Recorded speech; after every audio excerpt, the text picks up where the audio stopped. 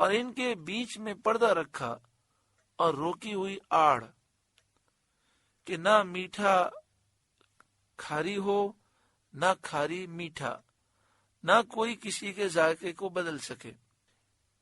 یعنی سمندر اور دریا کئی مقام پر مل جاتے ہیں، پھر آگے جا کر الگ ہو جاتے ہیں، لیکن دونوں کے ذائقے میں کوئی تبدیلی نہیں آتی۔ جیسے دجلہ اور دریائے شور کے میلوں تک ایک ساتھ وہ چلتے ہیں اور اس کے ذائقے میں کوئی تغیر نہیں آتا، تبدیلی نہیں آتی۔ عجب شان الہی ہے۔ جب سمندر اور دریا کا پانی آپس میں ٹکراتا ہے تو بیچ میں پانی کی ایک تہ بن جاتی ہے، ایک لیئر بن جاتی ہے، اور یہ باریک سی لیئر ہوتی ہے۔ اللہ کی شان ہے کہ یہ دونوں پانیوں کو ملنے نہیں دیتی۔ وَهُوَ الَّذِي خَلَقَ مِنَ الْمَاءِ بَشَرًا، اور وہی ہے جس نے پانی سے بنایا انسان، یعنی نطفے سے انسان کو پیدا کیا۔ فَجَعَلَهُ نَسَبًا وَصِهْرًا، پھر اس کے رشتے اور سسرال مقرر کی۔ اللہ تعالی نے اس کے نسبی رشتے بنائے، پورا خاندان ہے، ماں باپ، دادا دادی، نانا نانی، بھائی بہن، ماموں چچا، پورا خاندان ہے۔ وہ سہرن، اور سسرالی رشتے مقرر کیے تاکہ نسل چلے۔ وہ کان ربک کا قدیرہ، اور تمہارا رب قدرت والا ہے کہ اس نے ایک نطفے سے دو قسم کے انسان پیدا کیے، ایک مذکر ایک مؤنث، عورت اور مرد۔ پھر بھی کافروں کا یہ حال ہے کہ اللہ پر ایمان نہیں لاتے۔ وَيَعْبُدُونَ مِن دُونِ اللَّهِ، اور اللہ کے سوا وہ ایسوں کو پوچھتے ہیں، یعنی بتوں کو پوچھتے ہیں، مَا لَا يَنفَعُهُمْ وَلَا يَضُرُّهُمْ، جو ان کا بھلا برا کچھ نہ کریں۔ وَكَانَ الْكَافِرُ عَلَى رَبِّهِ ظَهِيرًا، اور کافر اپنے رب کے مقابل شیطان کو مدد دیتا ہے، کیونکہ بت پرستی کرنا شیطان کو مدد دینا ہے۔ وَمَا أَرْسَلْنَاكَ إِلَّا مُبَشِّرًا وَنَذِيرًا، اور ہم نے آپ کو نہ بھیجا مگر خوشی اور ڈر سناتا، یعنی اے محبوب آپ مبشر ہیں، نذیر ہیں۔ جو ایمان لائے، اللہ کی فرمانبرداری کرے، اسے آپ جنت کی خوشی اور خوشخبری سناتے ہیں۔ جو کفر کرے، گناہ کرے، اسے آپ عذاب جہنم سے ڈراتے ہیں، اس کا ڈر سناتے ہیں۔ قل، اے محبوب آپ فرمائیے، ما اسألکم علیہ من اجر، میں اس پر تم سے کچھ اجرت نہیں مانگتا، یعنی اس تبلیغ دین پر میں تم سے کچھ اجرت نہیں مانگتا۔ الا من شاء ان يتخذ الى ربه سبیلا، مگر جو چاہے، الا من شاء، مگر جو چاہے، ان يتخذ الى ربه سبیلا، کہ اپنے رب کی طرف راہ لے، جو چاہے رب کا قرب حاصل کرے اور رب کی رضا حاصل کرے۔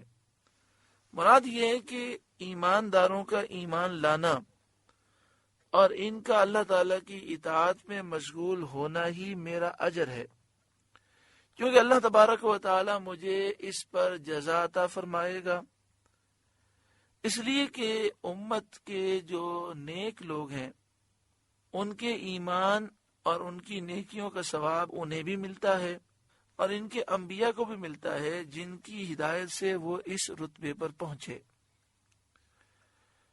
وَتَوَكَّلْ عَلَى الْحَيِّ الَّذِي لَا يَمُوتُ، اور بھروسہ کرو اس زندہ پر جو کبھی نہ مرے گا، اسی پہ بھروسہ کرنا چاہیے، کیونکہ مرنے والے پر بھروسہ کرنا عقل مند کی شان نہیں۔ وَسَبِّحْ بِحَمْدِهِ، اور اس کی تعریف کرتے ہوئے اس کی پاکی بیان کرو، اس کی حمد کرتے ہوئے اس کی پاکی بیان کرو، یعنی اس کی تسبیح و تحمید کرو، اس کی فرمانبرداری کرو، اس کا شکر ادا کرو۔ وَكَفَى بِهِ بِذُنُوبِ عِبَادِهِ خَبِيرًا، اور وہی کافی ہے اپنے بندوں کے گناہوں پر خبردار، نہ اس سے کسی کا گناہ چھپے، نہ کوئی اس کی گرفت سے اپنے آپ کو بچا سکے۔ الذی خلق السماوات والارض وما بینہما فی 6 ایام، جس نے آسمان و زمین اور جو کچھ ان کے درمیان ہے 6 دن میں بنائے، یعنی 6 دن کی مقدار میں۔ ایک دن میں 24 گھنٹے ہوتے ہیں، تو اس اعتبار سے جو 6 دن کا وقت ہے اس وقت کی مقدار میں اللہ تعالیٰ نے آسمان و زمین اور ان کے درمیان جو چیزیں ہیں اس کو پیدا فرمایا۔ کیونکہ رات دن اور سورج تو اس وقت موجود نہ تھا، کیونکہ سورج کی چال سے رات و دن وجود میں آتے ہیں۔